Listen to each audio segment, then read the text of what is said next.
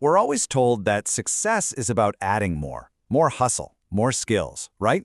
But what if that's not the whole story? What if the things really holding us back aren't these big, obvious problems? What if they're these quiet burdens we just carry around every single day without even thinking about it? So that's what we're going to dig into here. We're looking at these unseen forces that just quietly drain our energy, our peace, and our time. And the tricky part is, they're often disguised as just a normal part of life. This quote, man, it just hits you, right? Thinking of these habits as silent killers completely changes the game. It's not a minor annoyance, it's a serious threat. It's this heavy load, and the very first step to putting it down is just realizing you're carrying it in the first place. And that brings us to the big question, the one that kind of flips the whole idea of self-improvement on its head. It suggests that real, lasting progress might actually come from subtraction, not addition. So let's see what that really looks like. All right, first up on our list of things to remove. The people around us. Our connections can either be like fuel for our fire, or they can just pour water all over it. And you've got to know the difference. Oh man, we all know this person, don't we? That friend who only calls when their world is on fire. They need all your time, all your emotional energy. But the second you're the one in trouble, crickets. Radio silence. They don't just take your time, they teach you that your needs are not important. I mean, look at the difference here. It's night and day. On one side, you've got people who lift you up.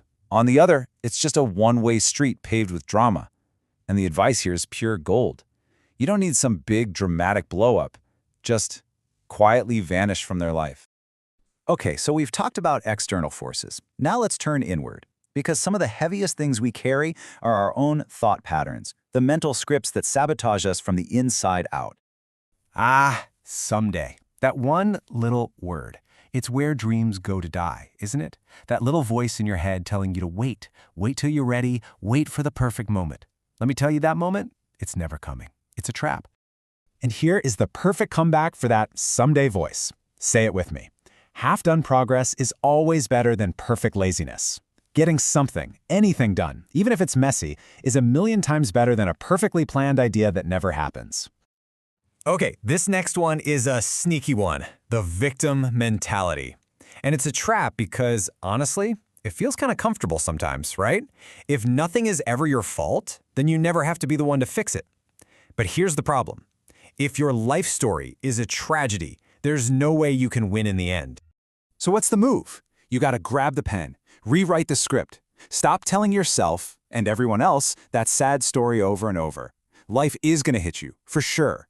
But you, and only you, get to decide if you're the victim in the story or the hero. Now, how about this one? The sheer amount of energy we waste just explaining ourselves, trying to justify our life choices to people who aren't living our life. Why? You don't owe anyone an explanation for quitting your job or ending a relationship. It's your life. Save that energy. Oh man, social media. It's basically a comparison machine, isn't it? You're sitting there scrolling through everyone else's perfect, edited highlight reel, while you're living your own messy, complicated behind the scenes. It is a game you are literally designed to lose. The only way to win is to stop playing. Unfollow, mute, focus on your own lane. This puts it all into perspective, doesn't it? You have to ask yourself, what's more important? Building your life, your empire, your peace of mind, or winning some pointless argument online just so you can feel right for 5 minutes. Letting that go is a superpower. Overthinking. It's so seductive. It disguises itself as being smart and careful. But really, it's just fear in a lab coat, pretending to be a genius. It doesn't actually solve anything. It just creates 100 new imaginary problems. Break the cycle. Make a quick decision. Move. And let's get one thing straight about people-pleasing. This is not about being a nice person. It's about self-betrayal. Every single time you say yes to something when your entire body is screaming no, you are sending a message to yourself that everyone else's needs are more important than yours. It's time to stop. All right, we've done some serious internal work. Now let's talk about the outside world. All that digital noise that's screaming for our attention 24/7, creating this feeling that everything is urgent right now. And look, this isn't just about a messy desk. This is about a messy mind. Every ping from your phone, every one of those 57 tabs you have open, every task you keep putting off, it's all background noise. It's a constant static that makes real, deep thinking pretty much impossible. I want you to listen to me on this one, because it's huge. You are not required to be instantly reachable. We've been conditioned to think that every email, every text demands an immediate response. It doesn't. That feeling of false urgency is a prison, and guess what? The door isn't even locked. You can just walk out. Okay, so let's bring this all home. Let's talk about why this idea of subtraction, of quiet removal, is so incredibly powerful. So here they are, the 10 quiet removals, from the energy drainers in your life to the people-pleasing in your head. Just look at this list for a second. Really think about it. Every single one of these that you choose to let go of, it's not a loss. It's a gain. You gain back energy, time, and focus for what actually matters. And this quote, this is the whole idea in a nutshell. We think our value comes from what we add, what we collect. But maybe, just maybe, our true strength, our true sharpness, comes from everything we have the courage to carve away.